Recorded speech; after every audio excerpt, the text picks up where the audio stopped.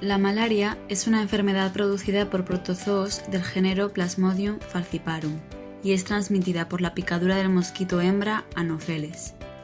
Es la enfermedad parasitaria más importante del ser humano, ya que cada año se producen más de 300 millones de nuevos casos y más de 1 millón de muertes. Esta enfermedad ha permanecido en diversas zonas tropicales en más de 100 países. Los síntomas surgen a medida que el parásito invade y se replica dentro de los glóbulos rojos circulantes, causando hemólisis y el deterioro del flujo sanguíneo. Las complicaciones informadas con mayor frecuencia incluyen anemia grave, malaria cerebral por una disminución del suministro de sangre al cerebro y síndrome de dificultad respiratoria, entre otras.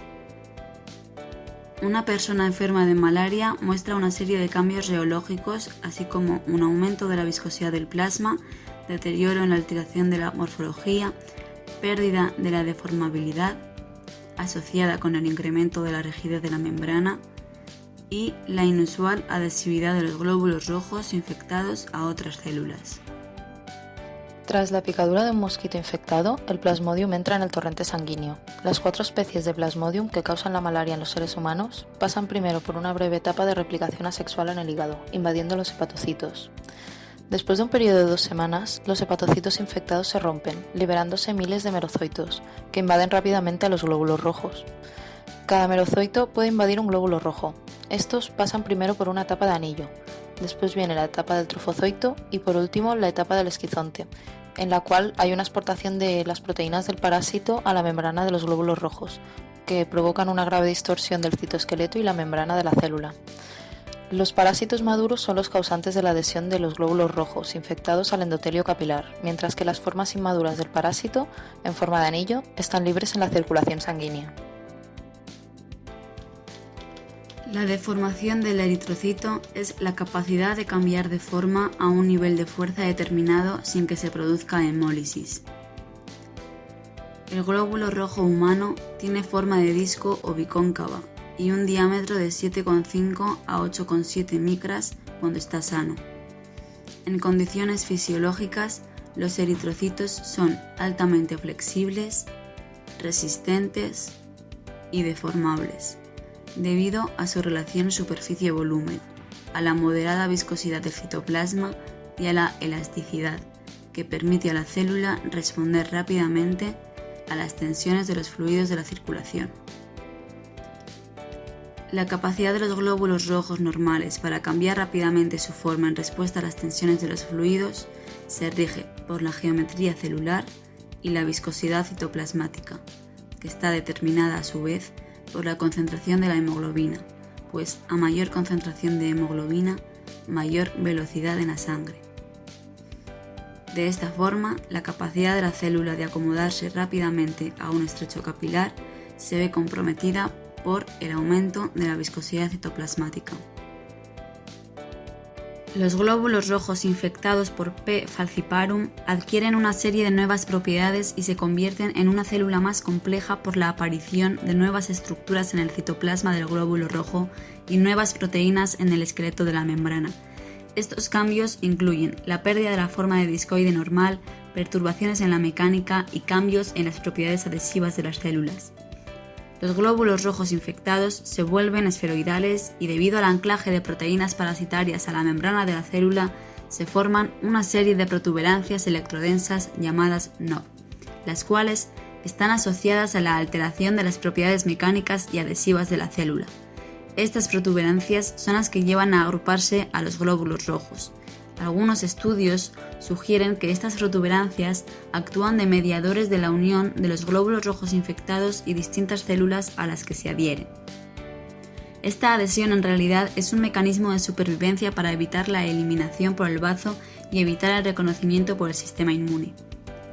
Además de la adhesión a las células endoteliales, puede haber unión de los glóbulos rojos infectados entre ellos, fenómeno conocido como autoaglutinación, o a glóbulos rojos normales, fenómeno conocido como roseta.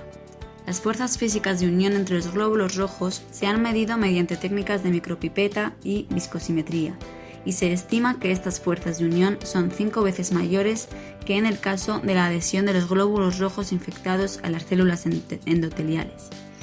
Como consecuencia de que las proteínas exportadas de los parásitos interaccionan con las proteínas del citoesqueleto de los glóbulos rojos, la célula pierde elasticidad y deformabilidad, aumentando su rigidez. En los glóbulos rojos normales, las propiedades mecánicas de la membrana están regidas en su mayor parte por la arquitectura de las proteínas. Un glóbulo rojo infectado presenta proteínas de membrana importadas, como la KAHRP, que alteran el citoesqueleto y forman las protuberancias NOP. La rigidez y el módulo de cizalladura en el glóbulo rojo van variando según la fase en la cual se encuentra el patógeno. El módulo llega a aumentar hasta 10 veces. Se pueden estudiar estos cambios mediante el método de aspiración con micropipeta o con pinzas ópticas. En el primer caso, se estima la respuesta elástica durante la aplicación de la presión y su respuesta de relajación viscoelástica al liberarla. La rigidez se cree que aumenta por los exoantígenos liberados del parásito maduro, que no han invadido aún los glóbulos rojos.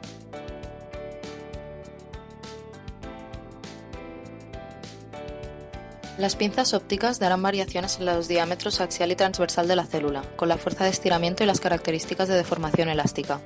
En un estudio se estimó un módulo de cizalladura de las diferentes fases de la infección. Este aumentaba con la maduración del patógeno. En la última fase, el glóbulo rojo experimenta un cambio de forma y se vuelve más esférico.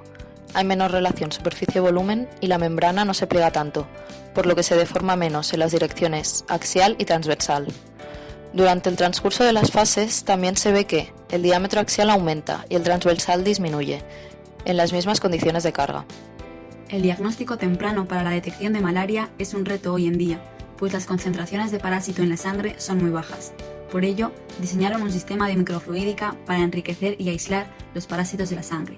Esta técnica se basa en aprovechar la alta tasa de cizalladura de los glóbulos blancos, que hace que estos migren de forma dispersa en la entrada del canal y se vayan alineando en dos corrientes ordenadas cerca de las paredes, mientras que los parásitos no tienen una orientación definida y salen mayoritariamente por el canal central del sistema, permitiendo así un mayor enriquecimiento de los parásitos de la sangre.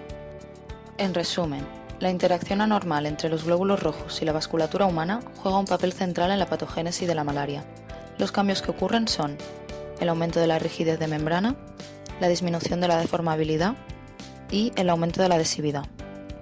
Numerosas interacciones anormales entre las proteínas de membrana de los glóbulos rojos y las proteínas de los parásitos, que son exportadas a la membrana, son causa directa de estos cambios y tienen una enorme importancia fisiológica.